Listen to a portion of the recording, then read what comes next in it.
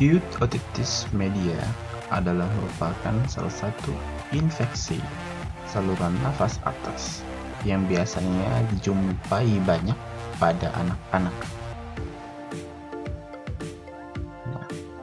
Inflamasi atau infeksi di otitis media berada di telinga bagian tengah.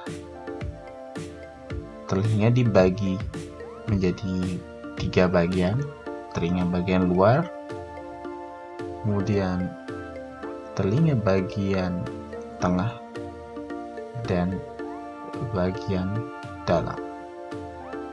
Telinga bagian tengah terdiri dari tympanic membran, malleus, coccygnius, incus, dan stapes 3 tulang pendengaran, dan ada ruang timpani.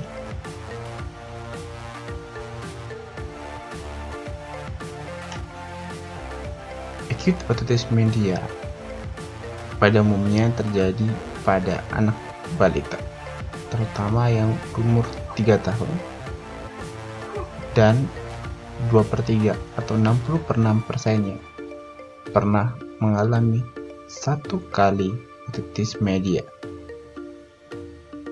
Sedangkan sepertiganya lagi bisa mendapatkan 3 atau lebih pengalaman mengalami otitis media.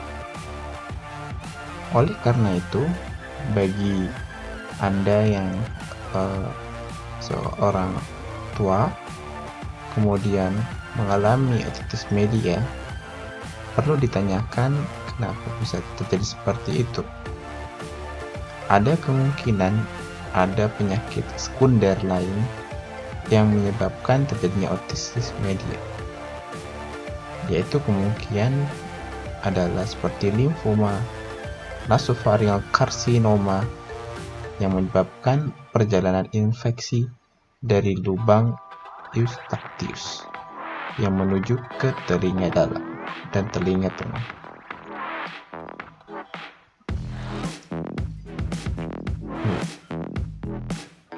Apa itu bisa terjadi? Kita lihat di sini. Tinggi itu terjadi pada umur 6 sampai 24 bulan.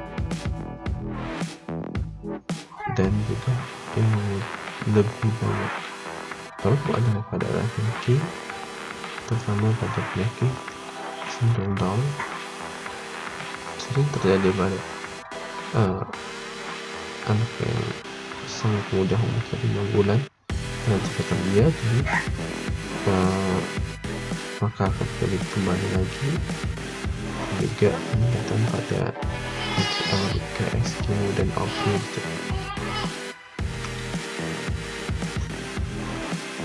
Eustachian dysfunction penyebab utamanya yaitu kenapa pada anak-anak saluran eustachius biasanya lebih horizontal dan lebih sempit diameternya, sehingga sering sekali menjadi mampet atau menjadi tidak tersumbat,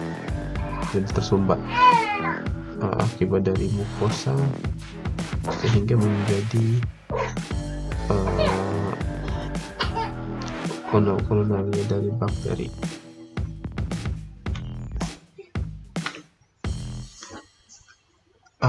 Pas kawan tuh paling banyaknya dari infection of the eustachius tube itu karena akibat dari infeksi saluran nafas atas yang diakibatkan oleh infeksi virus yang masuk melalui eustachian tube. Masuknya dari virus tersebut juga dipengaruhi oleh akibat congestion of mucosa, jadi penggumpalan, pengendapan dari mukosa yang disebabkan oleh inflamasi yang menyebabkan odem, juga akibat dari hiperemis, jadi kemerahan, kemudian bisa menjadi adanya obstruction, penggumpalan, dan bisa menyebabkan terjadinya pengeluaran akibat mungkin suppuration ya, dari secretion dari tentang telinga. Nah, hal itu menyebabkan memperkuat dari bahkan menjadi pecahnya dari nanah tersebut, dan akhirnya menjadi infeksi.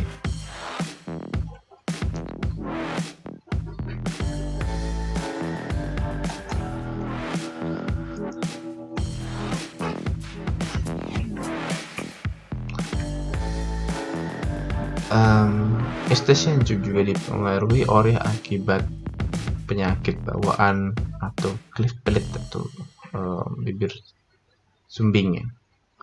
Nah, itu bisa pada pasien-pasien cleft palate peningkatan terjadinya otitis media itu sangat tinggi.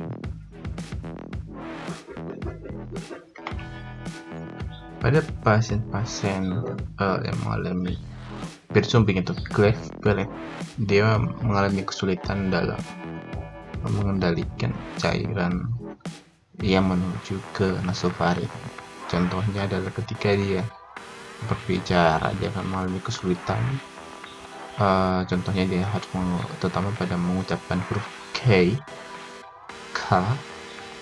Ya, ketika dia mengucapkan hal tersebut, maka udara itu akan masuk dan akhirnya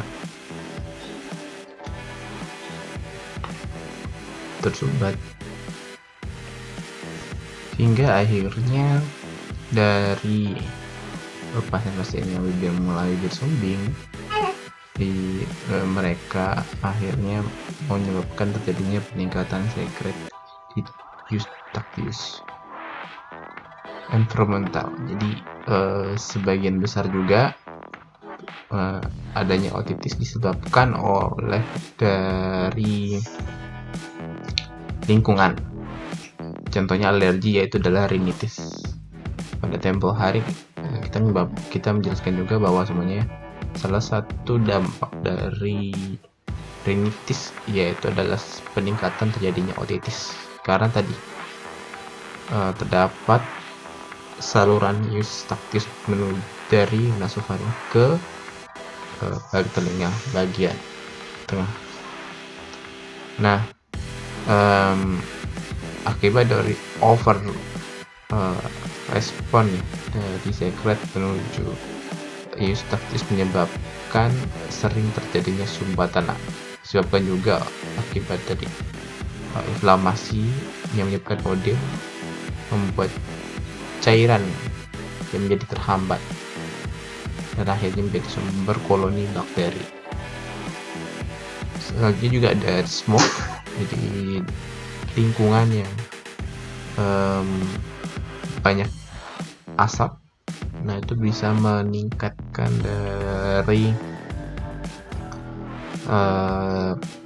peradangan dalam telinga dan juga saluran nafas atas, yang akhirnya menyebabkan otitis. Otitis juga bisa disebabkan akibat dari pengembangan dan imunodefiensi. Nah, imunodefiensi pada pasien-pasien yang menyebabnya pada pasien biokimia yang mempunyai neutrofil yang rendah atau pasien kanker lainnya. Nah, itu sering mengalami otitis media. Atau juga exposure dari mikroorganisme lain seperti viral bakteria.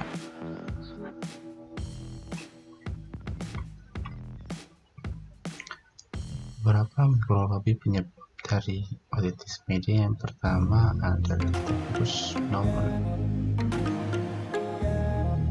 Yang kedua adalah Haemophilus influenza.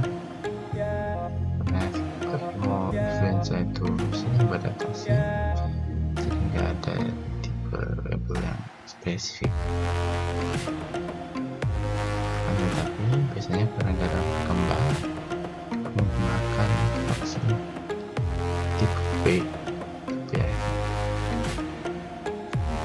Merasa kataris dan Staphylococcus pirogenik. Dulu tadi status Pyrogenics A, tapi kalau sekarang sudah tidak dijumpai lagi. Setelah hal yang lainnya,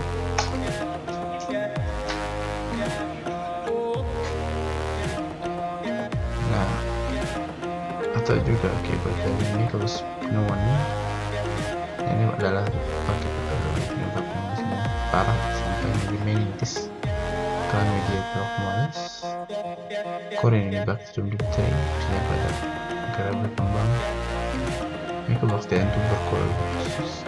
Ini adalah salah satu perkembangan penyakit dari TB. Ascaris tuberculosis, Corynelampus pollinitis.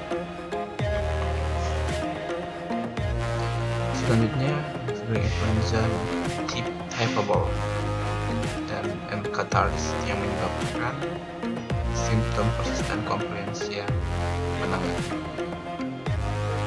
Virus biasanya ditemukan di nasofaring, nah 60%-nya itu kemungkinan terjadi otitis media, atau juga 10%-nya ditemukan di telinga bagian tengah. Nah, virus yang biasanya banyak ditemui adalah influenza virus, enterovirus, coronavirus, dan rhinovirus yang biasanya disebut sebagai cold, atau biasanya menyebabkan terjadinya flu musim pada biasanya.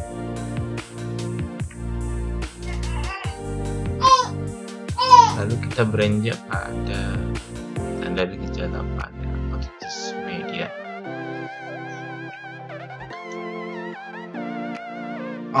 Gejala yang bisa dilihat pada otitis media yaitu nyeri pada telinga dan gangguan pendengaran yang semakin lama semakin menurun.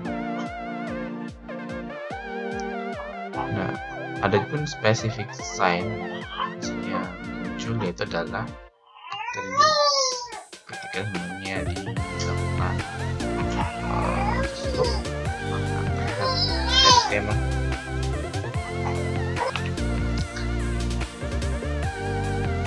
Dan kemudian terjadi namanya bulging akibat dari bagian eodim obstructius atau lingua tengah lip atau pecah, dan terjadi fase suppuratif yang menyebabkan tenaganya terasa sangat penuh.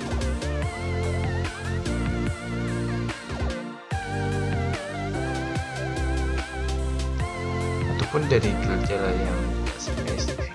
Nah, contohnya adalah telinga terasa penuh kuning, gelisah, demam, nafsu makan menurun atau tight, gangguan tidur, sleep disturbance.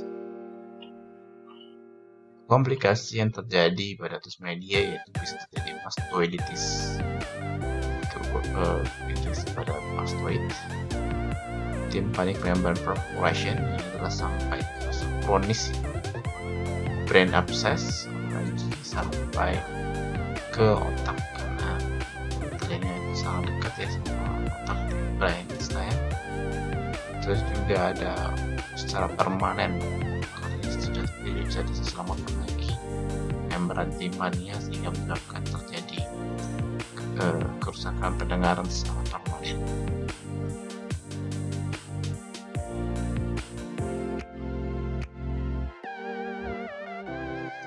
Pulse meningitis.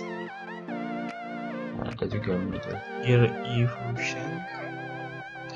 Selanjutnya influenza typhoid dan M. catarrhalis yang menyebabkan simptom persisten komprehensia menengah. Virus, nah biasanya ditemukan di nasofaring, nah 60%-nya itu kemungkinan terjadi otitis media, atau juga 20%-nya ditemukan di telinga bagian tengah. Nah, virus yang biasanya banyak ditemui adalah influenza virus, enterovirus, coronavirus, dan rhinovirus yang biasanya disebut sebagai common cold atau biasanya menyebabkan terjadinya flu musim pada biasanya.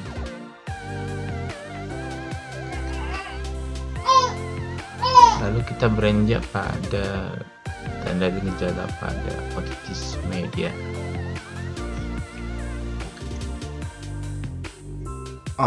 Gejala yang bisa timbul pada otitis media yaitu bisa nyeri pada telinga dan gangguan pendengaran yang semakin lama semakin menurun. Nah, ada pun spesifik sign yang biasanya muncul yaitu adalah ketika semuanya dilakukan otoscop, maka terlihat eritema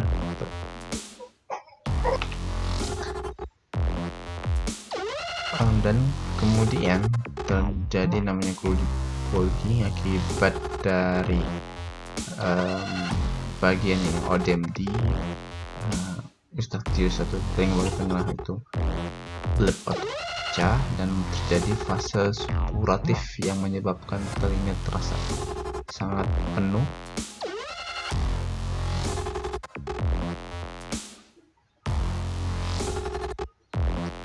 Ataupun dari gejala yang tidak spesifik, contohnya adalah telinga terasa penuh, bulging, irritability, itu gelisah, demam, nafsu makan menurun atau appetite, gangguan tidur, sleep disturbance. Komplikasi yang terjadi pada otitis media yaitu bisa terjadi mastoiditis, itu infeksi pada mastoid, tympanic membrane perforation, dan adalah sampai fase kronis, brain abscess, apalagi sampai ke otak karena telinga itu sangat dekat ya sama otak di brain stem. Terus juga ada secara permanen kalau ini sudah tidak bisa diselamatkan lagi membran timpania sehingga menyebabkan terjadi kerusakan pendengaran secara permanen.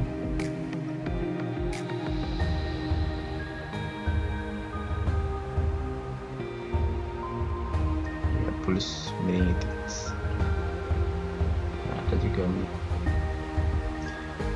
middle ear effusion, itu bisa disebabkan akibat dari kerusakan membran timpani. Membran timpani itu bentuknya seperti ada di sebelah kanan, pasang tipis dan normalnya bisa bergerak. Ketika dia berhenti, kemungkinan besar adalah akibat penumpukan cairan sekat yang ada di belakang membran timpani. Dan ini adalah hasil dari otoskop karena adanya cairan di belakang timpani menyebabkan membran timpani berhenti untuk bergerak dan itu sangat membuat pendengaran menjadi terhambat.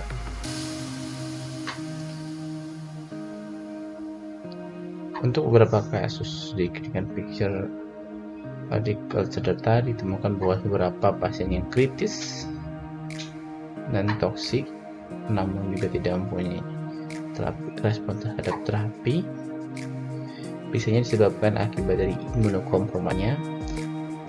Nah, oleh karena perlu suatu pemeriksaan yang berbeda yaitu menggunakan biopsi di cairan telinga bagian tengah.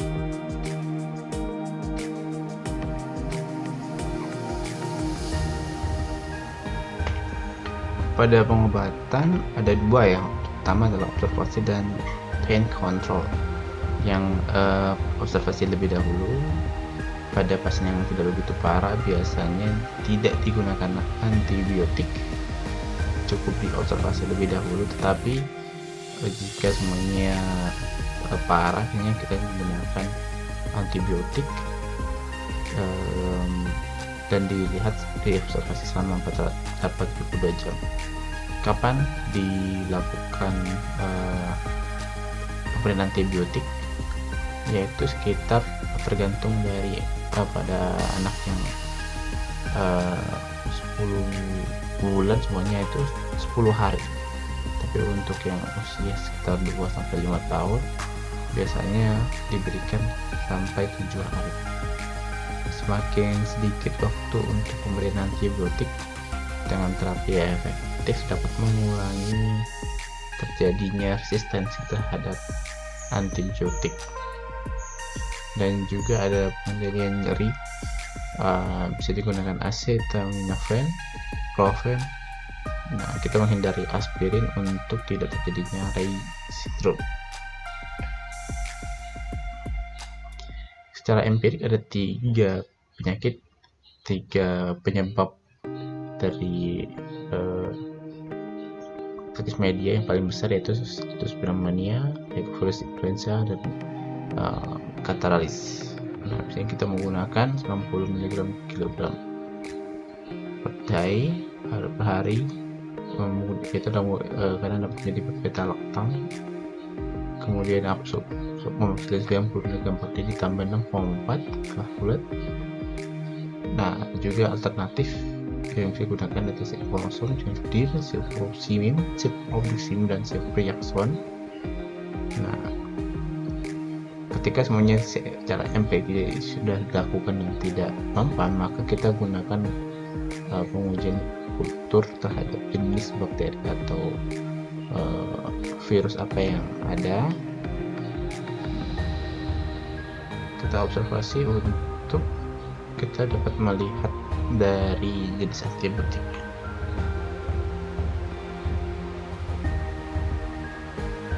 Adapun juga pada vaksin untuk pneumonia kita berikan PCV13. Ada juga vaksin influenza ya, biasanya diberikan pada rentang umur 2-4 minggu.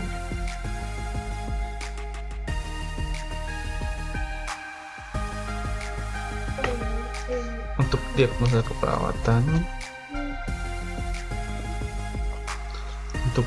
keperawatan, kita biasanya ada 5 diagnosa keperawatan tentang nyeri akut akibat proses peradangan, terutama jadi akan sangat bertambah puncaknya pada fase supuratif, yaitu pecahnya dari odem yang ada di kebengkakan yang berisi dengan cairan supuratif. Dan juga ada risiko infeksi berupa penumpukan eksudat transudat dalam telinga tengah ini pada fase awal biasanya, yang akhirnya bisa menyebabkan peningkatan dari koloni dari bakteri. Terus juga ada gangguan citra diri karena terjadinya tore, yaitu setelah pecah biasanya keluar sekret atau cairan yang keluar dari telinga tengah, dari akhirnya menyebabkan bau yang tidak enak, dan itu gangguan citra diri dari pasien dan hambatan komunikasi verbal karena kehilangan kemampuan dari pendengaran. Dan terakhir adalah ansietas karena kurangnya pengetahuan dan ancaman terhadap konsep dirinya, sedangkan pasien akhirnya sulit untuk pengobatan yang ada. Nah, intervensinya yaitu kalau dari nyeri, yaitu kita bisa menggunakan farmakologi, contohnya adalah terapi relaksasi, ataupun juga menggunakan farmakologi. Ya tadi kita jelasin tentang menggunakan ibuprofen, terus juga anti nyeri lainnya. Kemudian kita juga bisa lihat dari adanya kita bisa lihat evaluasi untuk hasilnya dari tekanan darah, keringat, terus juga nadi, dan juga subjektif pada klien terhadap pengurangan nyeri. Dan juga dari risiko infeksi kita menggunakan upaya agar selain kita informasikan agar tidak mengkorek telinga lagi, waktu mengambil serumen, juga tidak modifikasi lingkungan agar semuanya ketika semuanya makan harus menggunakan tangan dan lain-lain. Terus juga gangguan citra diri. Nah, kita kemukakan bahwa ada hal yang positif yang bisa diambil dari hal tersebut. Kalau semuanya itu akan berlalu, maka pasien akan kembali baik lagi, dan ini hanya sementara. Amal komunikasi verbal, mengenai persepsi, kita jelaskan tentang penyakit, terus juga tentang bagaimana caranya agar dia bisa berkomunikasi dengan orang lain. Terus kita juga dari keluarga ini ansietas, kita bisa berikan pengetahuan dan penguatan diri terhadap konsep diri pasien. Oke, sekian dari pertemuan kali ini, semoga bermanfaat. Assalamualaikum warahmatullahi wabarakatuh. Pasien cancer leukemia, ear effusion,